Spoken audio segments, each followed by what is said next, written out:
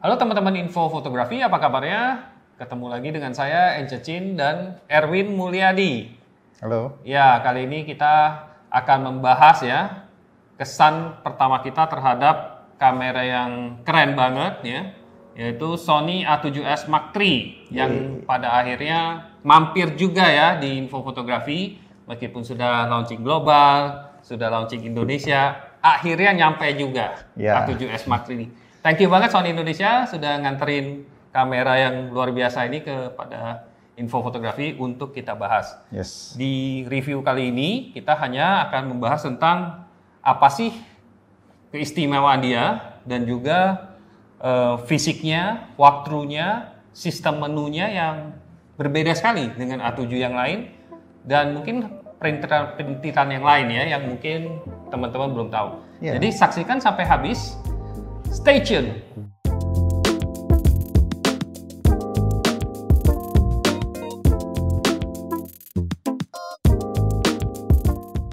Saya ingat lagi nih Mas Erwin, dulu saya pernah diundang Sony ke Singapura untuk peluncuran Sony A7S Mark II waktu itu. Itu udah cukup lama, udah 5 tahun yang lalu. Jadi A7S itu memang terkenal sekali lininya untuk spesialis untuk video dan low light. Ya dari A7S yang pertama, terus kedua yang 2015 dan selangnya cukup jauh. Kita tahu tuh Sony tuh hampir setiap tahun tuh ada update-nya, tapi yang untuk seri S ini dia sampai 5 tahun. Jadi tentunya kita bisa mengharapkan perubahan yang cukup signifikan ya teknologinya karena 5 tahun tuh lama banget untuk perusahaan elektronik. Cukup lah buat insinyurnya merancang teknologi yang lebih canggih ya. Kira-kira apa nih yang Mas Erwin lihat di A7S Mark III ini? Ya, kalau misalnya dilihat dari sensornya, bisa jadi akan ada salah asumsi ya, karena sensornya tidak berubah, yaitu 12 megapiksel. Tapi 12 megapiksel itu justru adalah kekuatan dia sebetulnya. Karena dengan 12 megapiksel, dia itu paling optimal untuk mengambil video. Karena kan memang ini lebih diarahkan untuk video. Nah, video yang bisa diambil di yang generasi ketiga ini, ya nggak tanggung-tanggung sebenarnya, yaitu 4K yang pasti, kemudian 120p, ini yang keren ya. Jadi dia bisa frame rate-nya itu sampai 120 dan itu 10 bit. Gitu.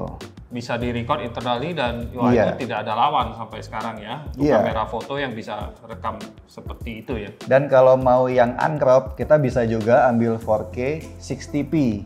Dan ini tetap 10 bit gitu. Wow, mantap. Nah, kalau misalnya saya maunya full HD aja nih gitu. Full HD-nya bahkan bisa sampai 240p ya. Jadi ini kalau mau slow motion yang slow sekali gitu, gerakannya sangat lambat, itu tetap bisa diambil dengan baik gitu.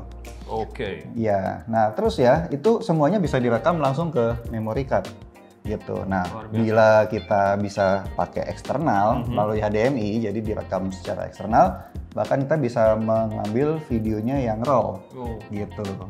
Mantap sekali ya. Dan A7S Mark III ini seperti A7S yang sebelumnya juga terkenal banget untuk urusan low light. Dia menawarkan native ISO dari 80 sampai 100.000 yang usable, bisa di-expand lagi sebenarnya.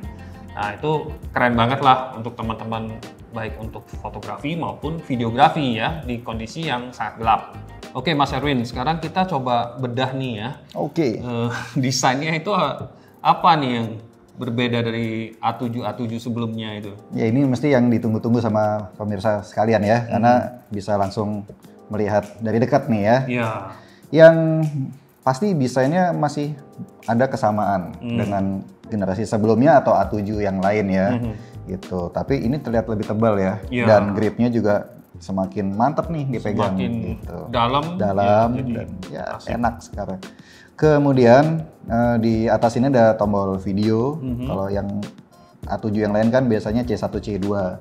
Nah ini di tombol video. Kemudian saya suka ini ada kompensasi yang ada kuncinya, mode dial yang juga ada kuncinya sehingga lebih kesan profesionalnya tuh betul-betul. Gak gampang terubah dengan secara tidak sengaja ya. Nah, itu kan stres juga itu kalau keubah-ubah gitu. Oke. Terus?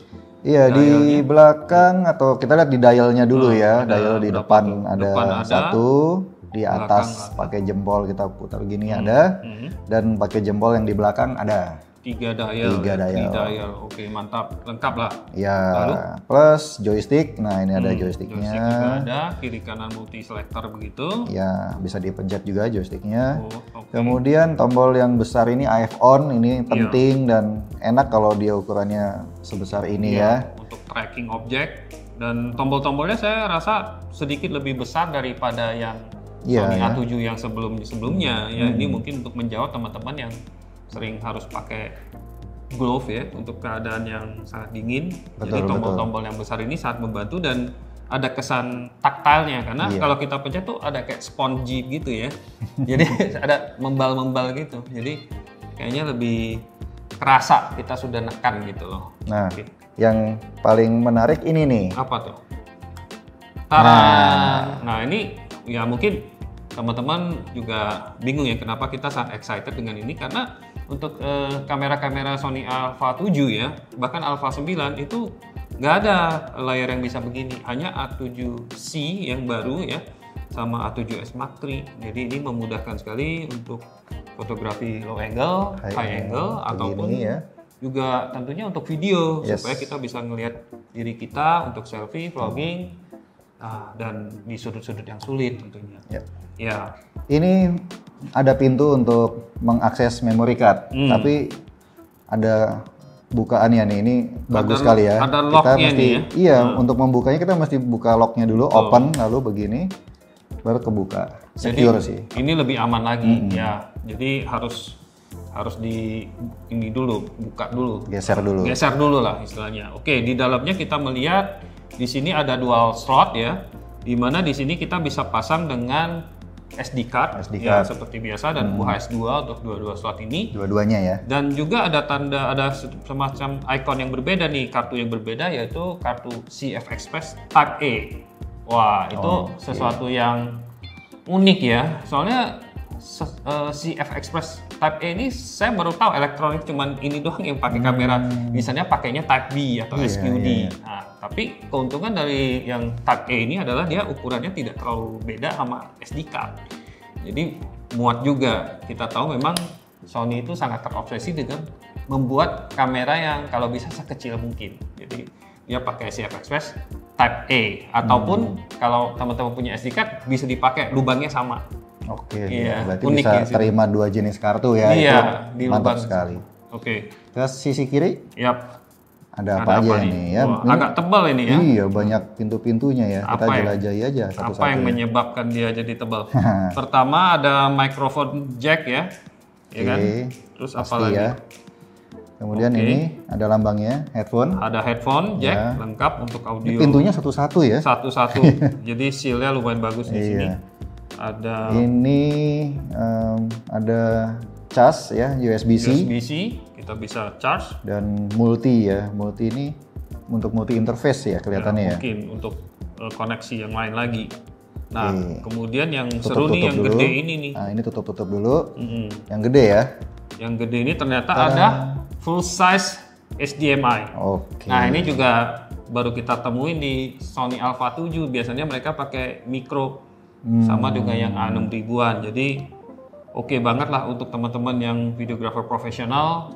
Akhirnya ya nggak ngeluh lagi. Biasanya keluhannya karena kalau yang pakai kecil itu kabelnya nggak terlalu tahan lama ataupun kurang stabil lah gitu loh koneksinya. Tapi ini udah terpenuhi. Ini yang rupanya bikin dia agak sedikit tebal full size. Oke, pantas ya. Makan tempat ternyata agak sedikit tebal jadinya. Ngomong-ngomong soal full size HDMI, si Sony itu dalam paket pembelian itu menyediakan ini juga nih. Ini namanya kabel protector. Jadi kita sebenarnya bisa melindungi supaya kabelnya nggak mungkin ketarik atau ini untuk supaya lebih aman. Kita ada ininya. Memang sekilas aksesorinya agak lucu ya, tapi kita pasang di sini ya. Nah, kemudian nanti kabelnya biar lebih secure aja. Ini udah include asiknya. Oke. Iya. Kalau kita lihat di apa lagi nih, bagian bawah belum nih Mas? Bawahnya belum. Ada apa tuh di dalam? Ya tentunya di bawah baterai ya. Kita lihat-lihat saja baterainya. Ini semestinya sama ya yang tipe Z ya? Sama dengan A7 Mark III dan kawan-kawannya. Jadi ini baterai yang sering dapat pujian juga karena long lasting ya. Ya dibanding dengan yang dulu yang A6000-an itu cepat sekali habis. Jadi lumayan, dan Untungnya lagi di paket pembelian ini sudah ada baterai charger. Jadi lucu ya. Zaman sekarang itu kalau ada kamera yang ada paket dengan charger gini, itu udah mewah kayaknya makin jarang gitu. Kalau dulu tuh kalau nggak ini nggak salah kirim, tapi sekarang itu sesuatu yang mewah kita mesti beli. Kadang-kadang charger yang terpisah begini bisa ratusan ribu, bahkan hampir mendekati 1 juta. Jadi lumayan banget kan kalau udah. Iya, karena kalau yang tidak menyediakan ini biasanya kan dia langsung dicas melalui USB. Cuman kendalanya kalau lewat USB kita kalau mau mencas baterai cadangan sulit gitu. Betul. Kalau ada ini kan enak.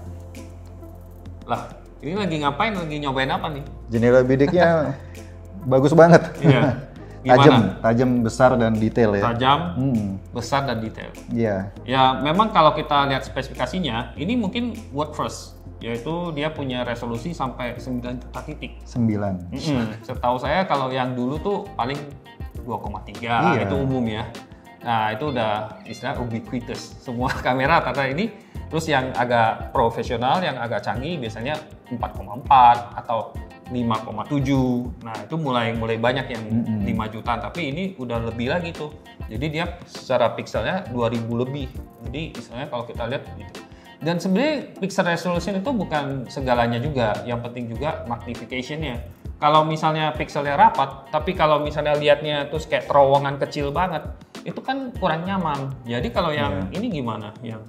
Ya ini pas kita udah lihat di dalam itu kelihatan besar sekali.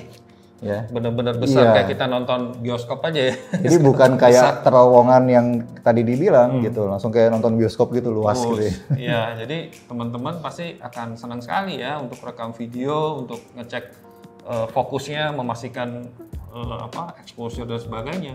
Ya kan? Dan magnification-nya menurut spesifikasi juga tinggi sekali, 0,91 kali. Jadi itu salah satu yang saya nggak pernah dengar sih sampai 0,9, biasanya 0,7 ya kan. Bahkan ada yang 0,5, misalnya A7C ya adiknya dia cuma 0,5, setengahnya. Itu relatif sangat kecil. Kalau ini jauh sekali. Hampir 1 gitu. Oke. Ini ada T-Star coating ini biasanya kalau di jendela bidik yang ini ya, yang kualitas tinggi. T-Star coating ini kan trademarknya Zeiss. Jadi meskipun kita lihat electronic viewfinder di dalamnya itu ada elemen-elemen lensanya, dan itu beningnya gara-gara elemen itu salah ada satu coating penyebabnya T-Star. Nah, sehingga waktu kita backlight segala macam itu apa yang kita lihat tuh masih tetap tajam, clear. Nah, gitu. Nah, satu lagi nih, kan yang orang juga pengen tahu kan touchscreen-nya gimana nih gitu. Karena Sony kan juga dulunya kan dari kameranya nggak pakai touchscreen, tapi lama-lama ada touchscreen-nya gitu untuk fokus ya. Tapi untuk area fokus. Tapi yang A7S Mark III ini tentunya ya beda ya, Mas Erwin. Kita sudah coba. Dia pertama jauh lebih responsif. Dan juga penerapannya bukan hanya untuk tas fokus, tapi penerapannya juga sampai ke menu gitu. Oh, jadi ini bisa di menunya di touch ya? Iya, itu sebenarnya udah ditunggu-tunggu banget karena kalau kita lihat yang kamera brand lain itu dari yang istilahnya kamera yang 5 jutaan, 10 jutaan itu sudah bisa touch menu gitu. Nah, tapi oke lah, A7S Mark III ini memang agak sedikit terlambat ya soal itu, tapi akhirnya sampai juga yang penting. Tapi saya tahu sih kenapa kok baru di sini ada dikasih akses touch menu. Iya. Karena touch menu yang maksudnya menu yang ada di Sony itu, di Sony Alpha itu kan memang tidak didesain untuk di touch karena tulisannya relatif kecil-kecil. Nanti kalau di touch bisa salah pencet gitu. Yeah. Nah, dia membolehkan touch menu karena susunan menunya sudah berubah drastis gitu. Jadi ya kita sekarang lihat isi menunya aja sekalian ya. Tentu. Ya kan menu Sony itu kalau yang sudah familiar dengan kamera Sony Alpha itu akan melihat susunannya tuh memanjang ya, memanjang ke kanan. Jadi ada banyak tab. Kemudian kalau nggak ada yang kita cari, kita lihat sebelah kanan terus sampai ujung gitu. Ini beda, ini scroll ke bawah. Ke bawah. Iya, vertikal. Jadi memang di kamera yang kita lihat saat ini ada dua gaya sih dalam menu ya. Ada kamera-kamera yang horizontal ya, dan ada yang ke bawah juga gitu. Tapi Sony ini akhirnya yang biasanya horizontal sekarang berubah jadi menunya scroll ke bawah. Gitu. Iya, menarik. Dan saya lihat sekilas juga warna-warni banget ya. Iya. Jadi positif lah, jadi kita bisa lihat ada ikonnya, ada misalnya yang pertama kita paling atas itu justru My Menu yang bintang ini. Ini menarik sekali karena ya memang menunya sangat banyak ya, karena kameranya kompleks. Jadi setiap fotografer dan videografer tentunya punya menu-menu item yang favorit ya. Dia mungkin nggak akan ubah semua item, tapi bisa didaftarin di sini. Jadi kalau untuk akses cepat disediakan yang utama di atas, terus kemudian ada shooting menu misalnya. Nah, kemudian di kanannya kita bisa pilih ada sub kategori. Dan sub kategorinya ada di dalamnya, di sebelah kanannya ada isinya tuh. Jadi kita bisa ngintip dulu. Ya, jadi istilahnya menemukan suatu menu item jadi lebih gampang dengan ada sistem sub menu dan kemudian baru menu itemnya bisa ngintip dulu. Jadi untuk browsingnya jadi lebih cepat ya dibandingkan dengan yang dan penggunaan warna ini membantu sekali ya. Jadi kita tahu ini kategori yang mana nih. Semuanya merah. Oh, artinya semua ini adalah shooting menu. Betul. Kita bisa gulung ke bawah dan ada panah bawah ini tandanya masih ada lagi ya di bawahnya. Di bawahnya digulung ternyata masih ada ini lagi ya. Baru kalau kita mau ke kategori lain, baru kita masih balik lagi ya. Nah, balik lagi baru kita turun, ada soal exposure, ya juga ada. Terus kemudian di bawahnya lagi. Dan beda warna nih ya. Beda warna lagi. Ini ya, pink, ungu ya. Ungu untuk autofocus dan manual fokus. Iya, ya. Jadi sekali. ada yang subkategorinya dikit, ada yang banyak. Yang banyak teman-teman harus hati-hati karena pas kita masuk ke dalam, bukan dia ada tanda panah kecil, berarti artinya masih ada sebenarnya menu di bawahnya yang mungkin teman-teman bisa lost ya. Jadi itu yang perlu diperhatiin. Kemudian playback menu, terus ada bawahnya yang banyak tuh suitcase juga, suitcase yang koper yang paling bawah tuh menunya cukup banyak. Jadi ya setidaknya Sony sudah berusaha ya menyusun begitu banyak menu item di kamera yang profesional canggih seperti ini, setidaknya lebih tertata.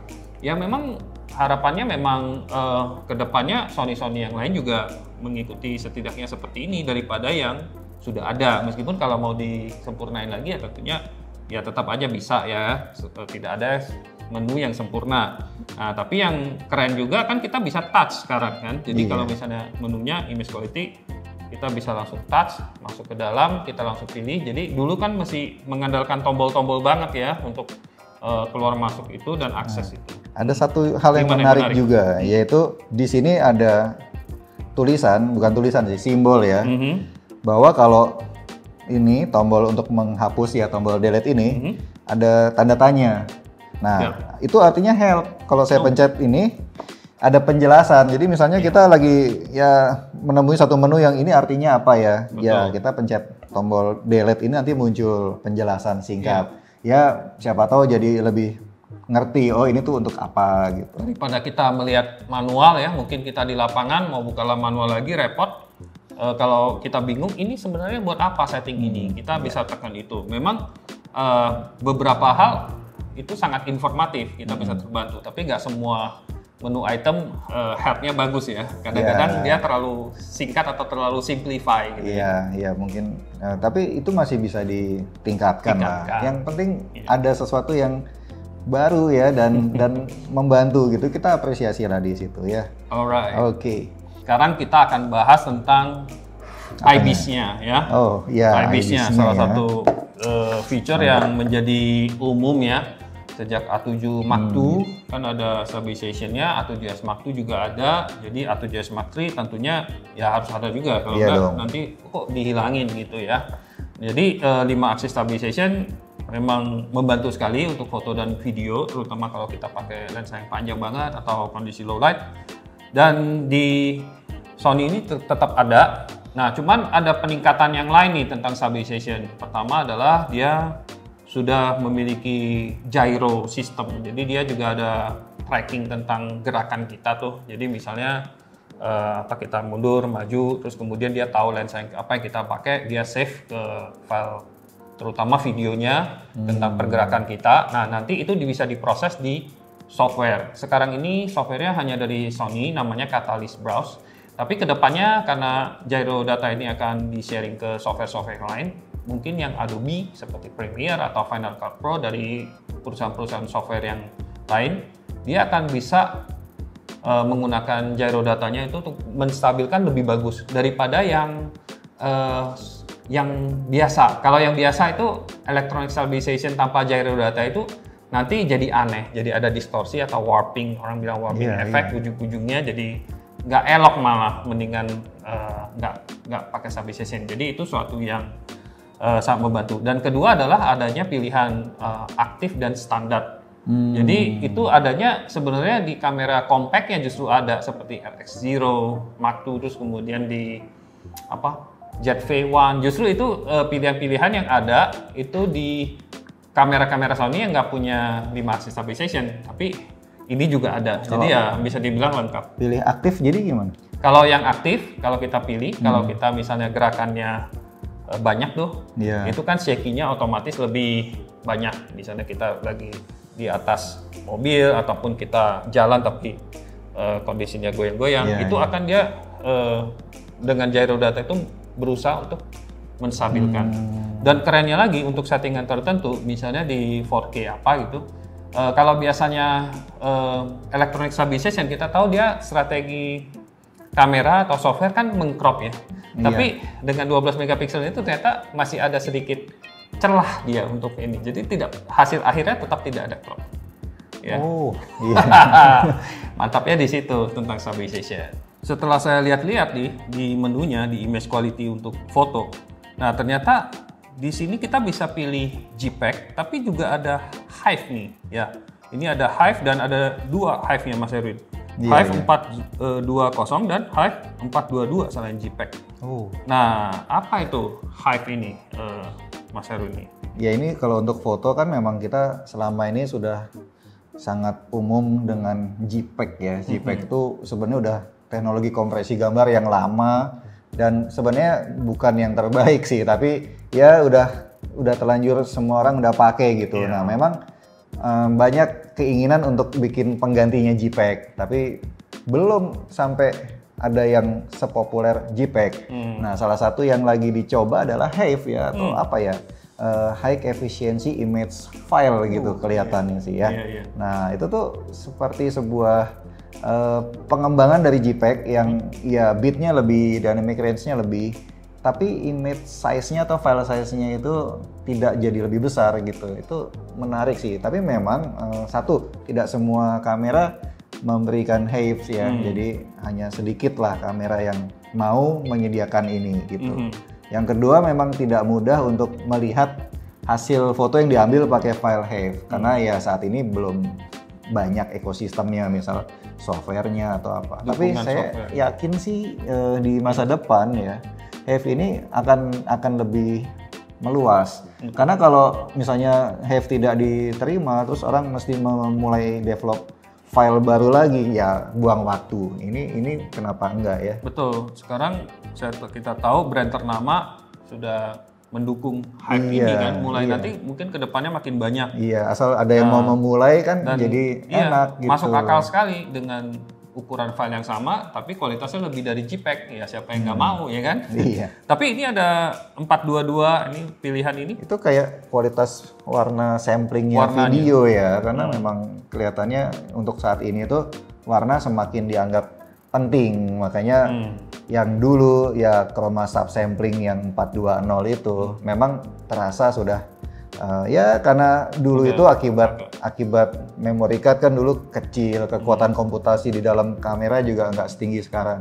Nah setelah 422 ini udah bisa ya, memang arahnya akan ke sana sih. Asik juga ya, kamera ini cukup canggih sekali ya, sudah menyediakan hal tersebut. Oke, Mas Erwin, kita sudah bahas banyak tentang kelebihan kamera ini. Tapi tentunya kan kita belum nyobain untuk praktikal ya di lapangan tentang foto dan videonya. Tentunya kita akan bikin lagi nih satu video lagi, review A7S Mark III lebih komprehensif lagi dengan contoh-contoh foto dan video. Tapi secara kesimpulan dari kesan pertama kita nih, mengulak-ngulik kamera ini, kita melihatnya dari segi foto, meskipun dia 12 megapiksel, tapi low light capability-nya sangat bagus dan gak semua orang butuh megapiksel sangat tinggi. Misalnya untuk sosial media saja ini sebenarnya cukup. Nah, untuk videonya ini jauh lebih menarik karena dia bisa 4K 120p dan itu merupakan satu-satunya kamera foto yang bisa seperti ini dan bisa internal recording juga. Jadi bisa dibilang kamera ini belum ada lawannya di bidang itu. Saya nggak ada lawan ya. Pak. Kalau gitu kita beli A7S Mark III dong. Ah, Yesi. Kamu tahu nggak ini kamera ini tuh hampir 50 juta, Yes. Kita nggak bisa langsung beli begitu aja. Ya,